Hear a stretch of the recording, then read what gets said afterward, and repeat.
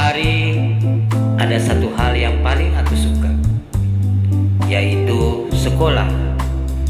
Aku selalu percaya sekolah adalah tempat yang paling menyenangkan di dunia. Tempat di mana kita bisa belajar, bertemu teman, dan menjadi apapun yang kita mau. Tapi aku lupa, di sekolah tidak semua pelajaran bisa kita temukan di dalam buku. Ada pelajaran yang jauh lebih sulit, pelajaran yang sering kali menyakitkan.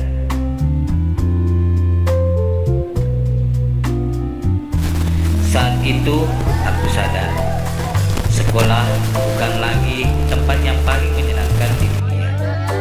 Sekolah adalah arena, dan aku hanyalah seorang anak yang tak berdaya. Aldi, siswa yang pemalu dan pendiam, sedang duduk sendiri di sebuah bangku di halaman sekolah. Ia tampak asyik membaca buku. Suasana di sekitarnya ramai oleh siswa lain, tapi dia terlihat terisolasi dalam dunianya sendiri.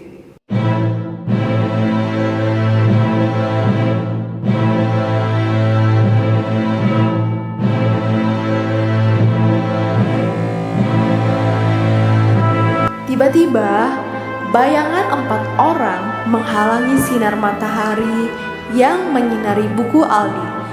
Ia mendongak. Pandangannya bertemu dengan 4 siswa lain. Dengan cepat, Fajar merebut buku dari tangan Aldi, lalu melemparkan buku itu ke arah temannya yang lain. Buku itu dilempar dari satu orang ke orang lain, seperti mainan. Aldi bangkit, mencoba meraih bukunya. Namun, setiap kali ia melangkah, salah satu dari mereka selalu menghalanginya. Air mata Aldi mulai menggenang di pelupuk mata. Hatinya perih, ia merasa tak berdaya. Dalam kebingungan, topi sekolahnya juga direbut. Aldi menatap topinya yang kini berada di tempat yang tak terjangkau. Ia hanya bisa berdiri mematung, menunduk, dan membiarkan air mata mengalir. Keempat siswa itu tertawa puas, lalu pergi meninggalkan Aldi yang hancur.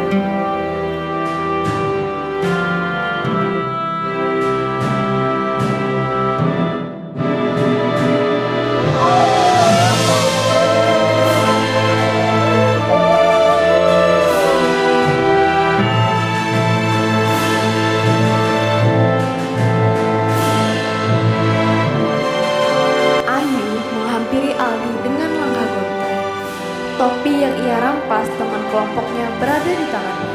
Rasa bersalah menggerogotinya. Bayangan wajah Aldi yang menekuk lesu saat ia mengambil topi itu terus terbayang. Aldi terdiam, tidak langsung mengambilnya. Ia memandangi Ayu, mencari tahu apa yang sebenarnya terjadi.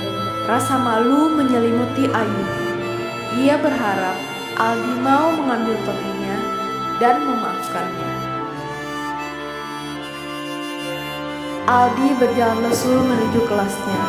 Pundaknya merosot, matanya menunduk seolah-olah beban tak kasat mata sedang menimpa dirinya.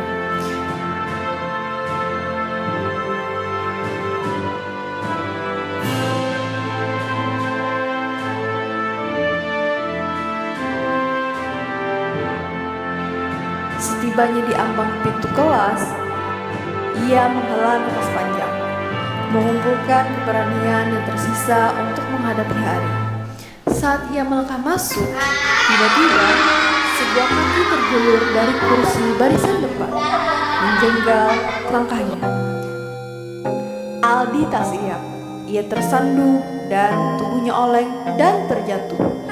Tawa menggema meledek Aldi. Aldi hanya bisa terdiam. Rasa malu dan sakit bercampur menjadi satu, membuat dadanya terasa sesak.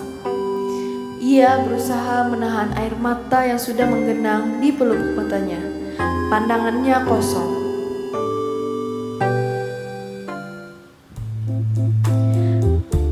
Ada luka yang tidak terlihat, yang takkan sembuh hanya dengan dibiarkan. Luka itu bukan hanya milik Aldi, tetapi juga milik mereka yang menyakitinya. Dalam keheningan, mereka mulai mengerti bahwa kekuatan sejati bukan saat menjatuhkan, melainkan saat berani mengakui kesalahan. Mereka datang bukan lagi sebagai penindas, melainkan sebagai manusia yang ingin belajar. Karena permintaan maaf sejati bukanlah sekedar kata-kata, melainkan sebuah awal untuk kembali menjadi lebih baik. Perundungan bukanlah akhir dari segalanya. Ia adalah sebuah pilihan, sama seperti pilihan untuk menjadi lebih baik. Saat Aldi hanya bisa menunduk, mereka justru berani mengangkat kepala. Bukan karena bangga, tetapi karena rasa bersalah yang mendalam. Mereka datang untuk menjalin kembali tali pertemanan yang pernah putus, untuk membuktikan bahwa tidak ada kata terlambat untuk berdamai dengan diri sendiri dan orang lain.